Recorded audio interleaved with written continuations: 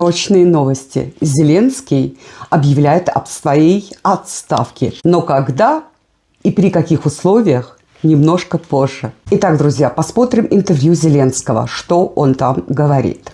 Несколько дней назад. Очередное шоу от Зели. Он говорит о том, что моя цель – это не быть президентом, а моя цель, как он говорит, это победить. А если война растянется, смотря что вытворяет Запад, не в их интересах закончить войну, если война растянется на год, на 2, на 3, ты так будешь сидеть на своем престоле? Итак, вы обязуетесь, если президент Путин завтра согласится на прекращение огня на 3-6 месяцев или сколько угодно, продолжить проведение выборов в Украине. Да, и видите ли вы себя после войны все еще президентом Украины, то есть и в мирное время? Или скажете, что служили своей стране в самые трудные моменты истории? А теперь я ухожу в отставку. Если я закончу войну с Россией, я готов не продолжать, потому что моя цель не выборы. Я просто хотел быть рядом со своей страной в очень трудное время и помочь ей. Это было все, чего я хотел. Моя цель — закончить войну. Зеля говорит, у меня только одна цель. Это в тяжелое время выстоять и победить. Зачем врать? Ты даже не знаешь, куда ты девал все твои растраченные деньги. Тут ты знаешь, куда ты девал растраченные деньги. И уже другие многие знают. И многие уже накапали на тебя, которые вовремя сбежали из Украины. А всем, кто хочет раскрыть правду, ты закрываешь рот. Сажаешь в тюрьмы, преследуешь, санкционируешь и так далее и тому подобное. Зачем врать? Как святой ангел. Он только все делает ради Родины. Он знает, что только он может победить Россию, никто другой. Только поэтому он вынужден оставаться на посту просроченного президента. Неплохо, да? Это шоу не просто так. Зеленский любит такие шоу. На этих шоу он хочет показать свою демократию, что речь идет не о том, что дальше навариваться на войне, а речь идет только об одном. Во имя моего народа. Тогда я с легкой душой уйду на пенсию, в кавычках, с заработанными миллиардами. А вы спросите нейтрально народ Украины, не на улице, а нейтрально, инкогнито, что они думают о Зеленском. Хотят ли они, что он вел свою политику?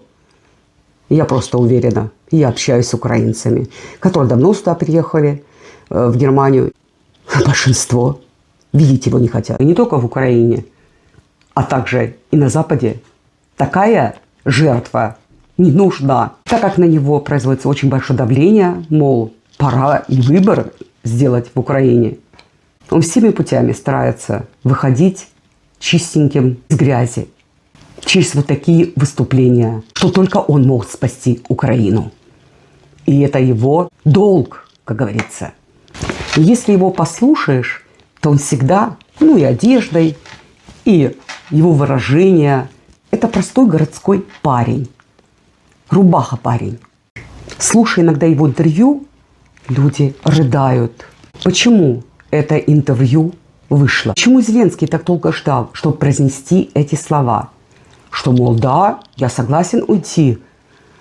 Опять завуалировано. Не, я, например, конкретно, через 2 месяца объявляю выборы. Нет, он говорит, что я согласен уйти. Но опять же, какими-то там условиями, требованиями и отмазками. Кто-то его не знает, действительно сидит и плачет. И, ребята, вы не смейтесь.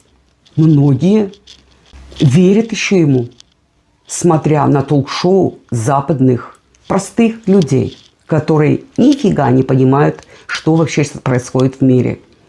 И откуда все это вышло. И куда это все зайдет еще. Они верят еще правительству. К сожалению, есть и такие тоже. Их не большинство, но их много. Это не было спонтанное из сердца интервью. Это продуманная пропаганда. То, что он делает. Он делает не для простых людей, для меня, для тебя, а для высших классов, элиты, мировой элиты. Он даже ее обманывает своим интервью. Как говорится, это пропаганда для элиты. Зеленский даже после встречи на Аляске с Трампом не предложил Путину обсуждения мира, прийти к какому-то компромиссу. Потому что после таких обещаний должны были последовать тоже дела. Здесь бля-бля Зеленского не пройдет. Зеленский поднимает эту тему, опять же, выбора, потому что сам Трамп постоянно говорит, наконец-то выбор, несмотря на то, что Трамп, ясное дело, сейчас на 180 градусов изменил свое мнение и будет поставлять томагавк. Тем не менее, дальнобойное оружие американское, он постоянно затрагивал тему выборов. Он решил успокоить всю западную элиту, что, мол, он демократ, он не против выборов, он согласен хоть сейчас уйти, но только для того, как он победит Россию. Смешно, правда? Все это делается для того, чтобы Европа продолжала финансировать войну на истощение. Ведь элита не вся, дураки, поверит вот этому бреду, этому выступлению. Кроме, может быть, Брюсселя, фон дер Лайен. Потому что Брюссель, тот Евросоюз, хочет свернуть опять веру в Евросоюз. Это единственные слова, которые хотят слышать Брюссель, то есть Евросоюз. От Зеленского. Жизненный эликсир. Я согласен уйти в отставку. Но пун-пун-пун. Все здесь хотят быть обманутыми и обманывают друг друга.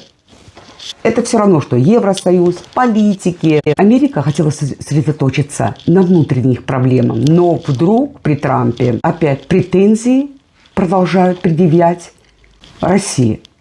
И сейчас я вам покажу выступление от Трампа. Трамп в этот раз дал очень красноречивый ответ на вопрос о томагавках. Новостное агентство Рейтер написала следующее.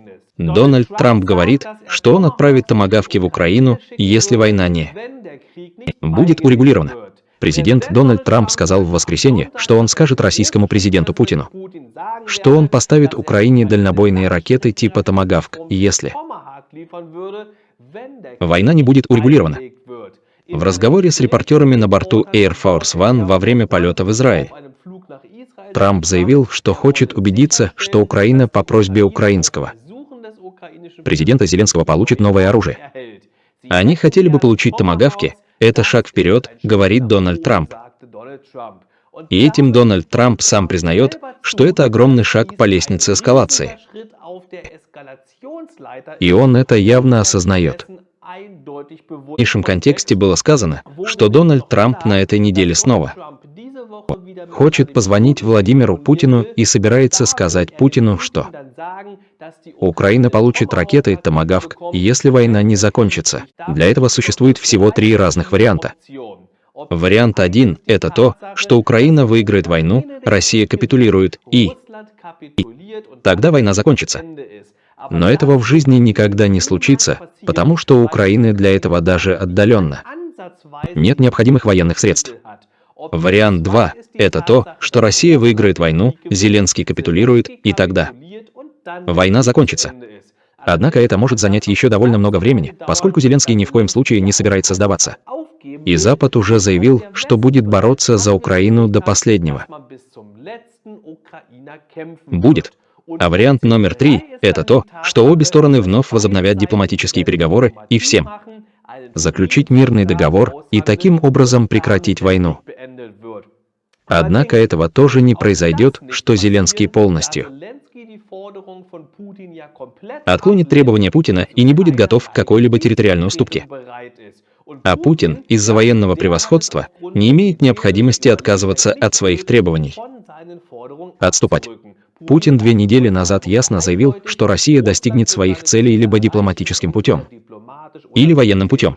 Итак, вы видите, что ни один из 3 возможных вариантов быстрого завершения войны не является реалистичным, значит, война еще надолго затянется, и затем будет звонить Путину.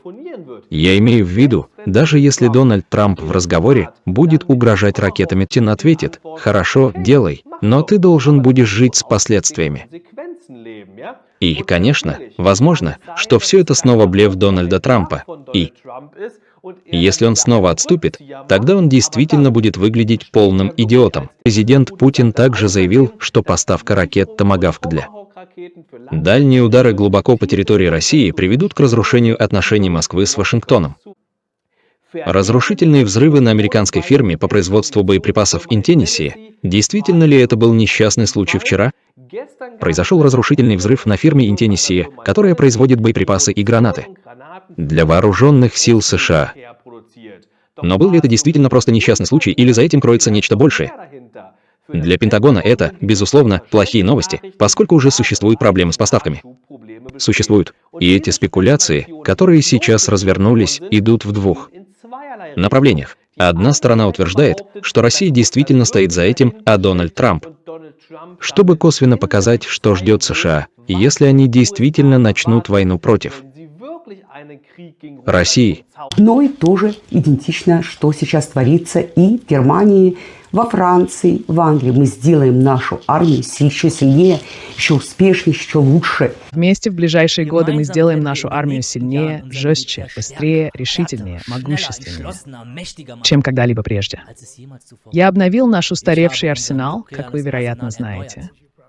Но мы будем продолжать его модернизировать и должны только надеяться, что нам никогда не придется его использовать. Это был всего лишь один из множества клипов. Но я выбрал именно этот, потому что он показывает изменение стиля. Потому что в США Министерство обороны было открыто переименовано в Министерство войны. Сегодня это однозначное послание.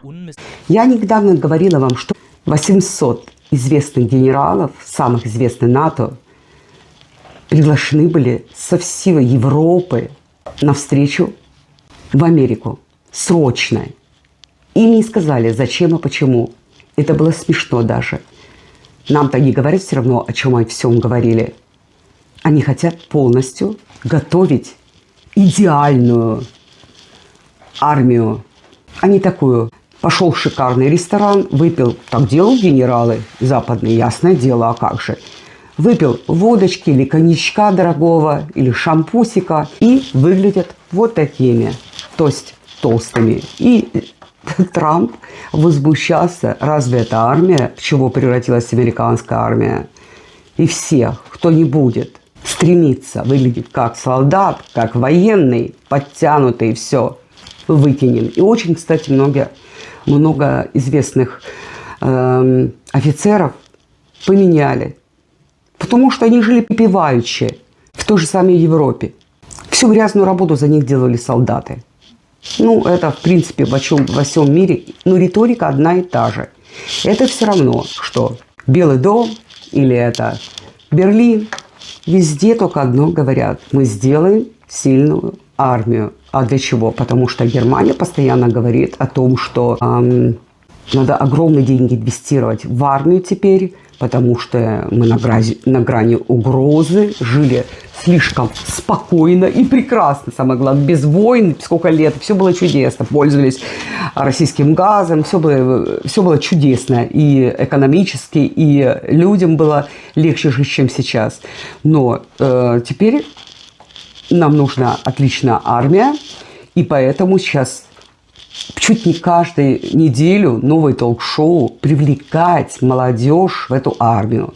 Так, как говорит наши политики, что до 2029 года 100% будет война с Россией, если не раньше. Но с такой армией, конечно, они все прекрасно понимают, что это невозможно.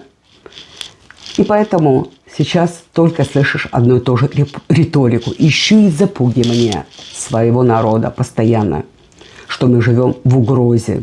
А я постоянно только говорю, беда это внутри страны, что происходит. Это независимо Украина, независимо Германия, Америка. Все беды кроются именно внутри страны.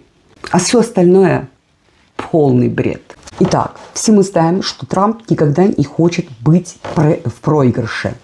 Он сила, он успешный во всем. В принципе, то, что он говорил, что он хотел мира, это действительно факт, ребята. Но на него было ужасное давление, и он, чтобы не выглядеть смешно, он даже хотел Нобелевскую премию. До сих пор он кандидат Нобелевской премии. И второй кандидат – это Зеленский. Трамп понял, что путем мира у него ничего не получится. Кишка тонка. Надо доказать, что он не в проигрыше. И он меняет быстро политику. Везде ищет лазейку, где он выйдет опять победителем. Он очень гибкий человек. И что он делает? То, что он всегда делает. Он превращает это поражение, что не получилось с миром, превращает его еще в победу. Именно поэтому объявили о новых системах вооружения, таких как Томагавк, которые теперь должны поставляться Украине без ограничений. И что Лавров говорит по этому поводу? Сейчас поступает много громких заявлений. Специальный посланник Трампа Кейт Келлог в интервью Fox News говорит, что Украина якобы получила разрешение глубоко проникнуть в территорию.